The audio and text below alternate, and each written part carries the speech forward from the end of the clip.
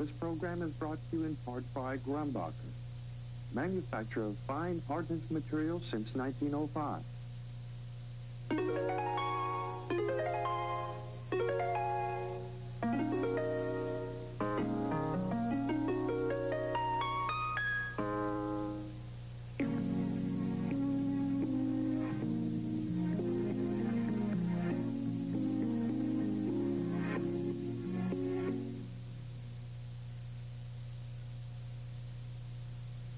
Hi, welcome back to the Inspiration of Painting. Well, I'm glad that you could join us again today, and I know you're glad that this is the last day of this painting.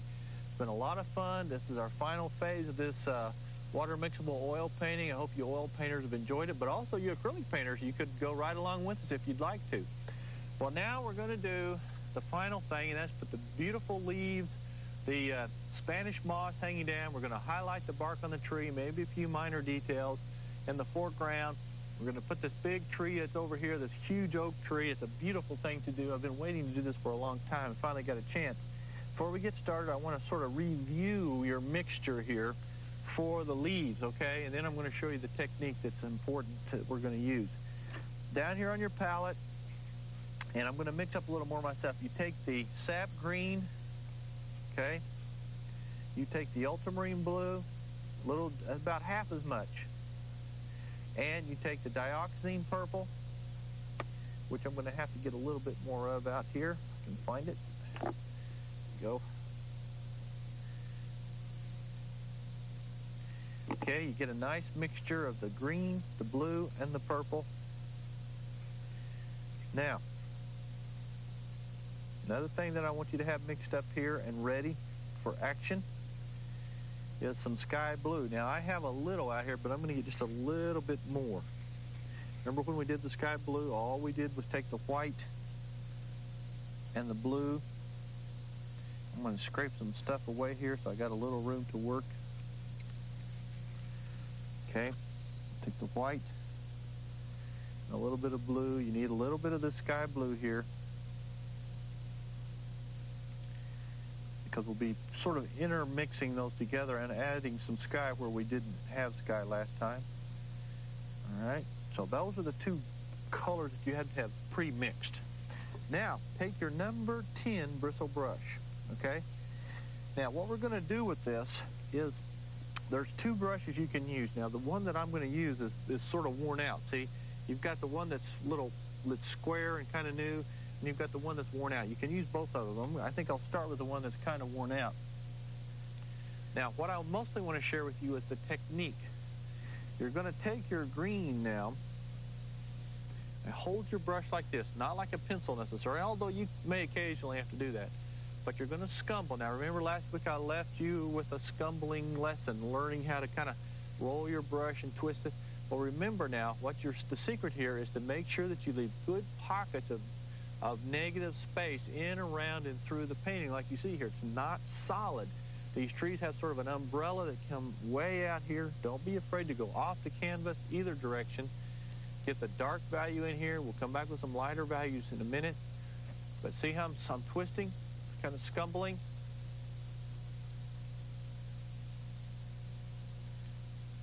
Okay. Let it kind of soften into that blue sky. If your sky is still wet, and quite likely after this many weeks, it's probably not wet. Mine is still wet because we do these sessions in, succession, one after another. So I don't have a week that sets between each one like you will. But anyway, come through like this. Don't worry about covering up the canvas completely. That is not important, not at all. Just come through here. Scumble, twist, turn, manipulate your brush. We'll come back and add blue sky where we have to add it. I just wanted to make sure that the background was nice and dry, didn't have a lot of color to contend with, because that can cause problems for you. Now, this is much darker. See, this has to be a lot darker here than any of the other values in the painting. So that's why this color has been invented, you might say.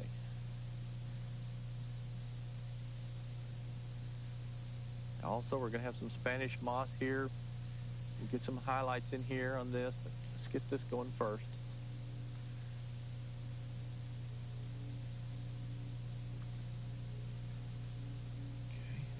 working.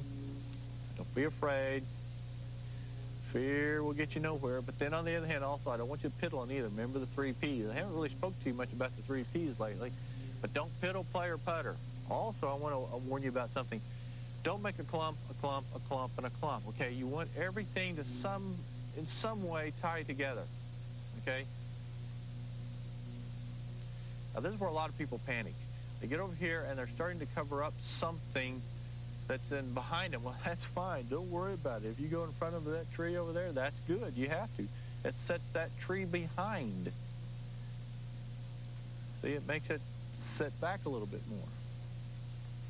I'm using the chisel edge of the brush for the most part. I'm not really trying to get too creative here with anything except keeping my stroke consistent with very, very unorganized clumps of leaves. Down here where I've got some wet paint showing, put that on a little thicker and kind of gently roll my brush, because if I don't, it'll get all bluish and it won't hold its color. A little more solid in some places. Here it's just very solid. You don't really see any sky coming through, so don't be afraid to have that once in a while.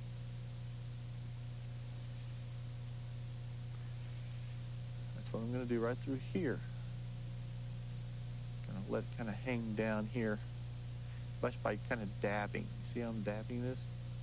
That's going to be great. Now, as soon as we get the basic leaves on here, then we're going to switch to our script brush and get all the other limbs that belong in here. Now, you can see a couple of the main trunks that go all the way up in there, and that's all there is to it. You just put those on and just leave it alone.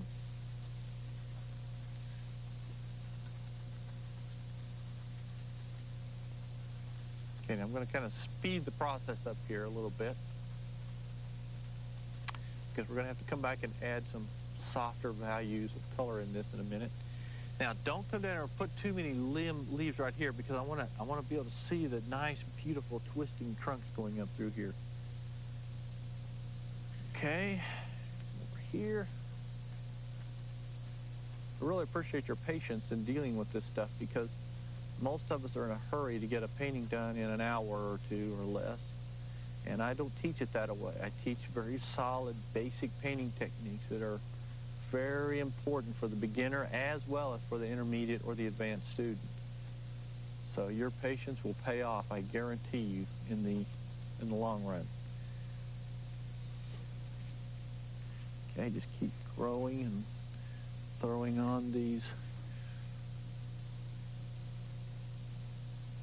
See, I'm twisting now. In this case, because I'm at an odd angle, I can't hardly get my hand to work, so I'm going to kind of twisting, just smudging here like this.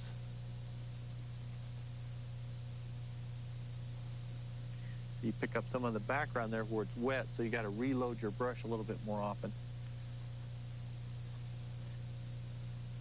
Don't be afraid now, just keep moving. There's one here. This is a good spot right here to have some nice leaves hanging down sort of in front. Those may even eventually overlap the front of the trunk there, like here.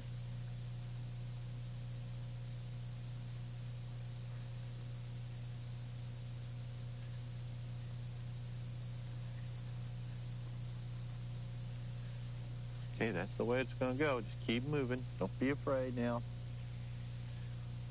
Hang way down in here. Keep twisting, no matter whether you're holding it like this or like this. Keep twisting the brush. Just twist like this.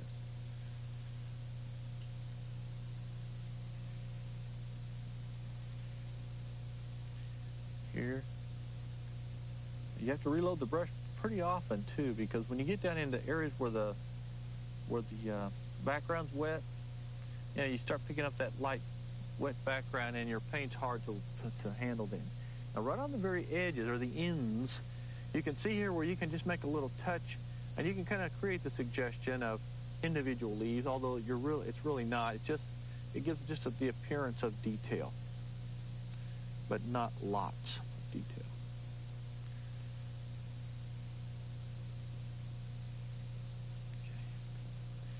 See where I'm holding my brush? Sometimes you have much better luck holding your brush further back. Okay, here's a good spot to go ahead and try to get some more sort of suggestions of details in.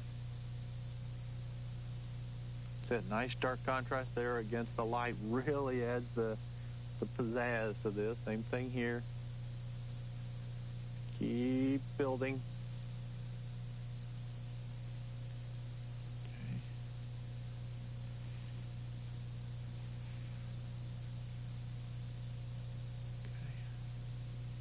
Now it's very important that you get enough of the dark colors down in front of the light grasses so that this tree will come forward and that will set back. Okay, that's very important. And also over here, as dark as you can get it so it shows up against this tree and it sets out behind. All right, now before you actually go too much further with this, we're going to take our light blue now and start patching in the sky. And you see the reason we're doing that now instead of painting the whole sky blue is because if you had painted the whole sky blue and tried to put the tree on top of it,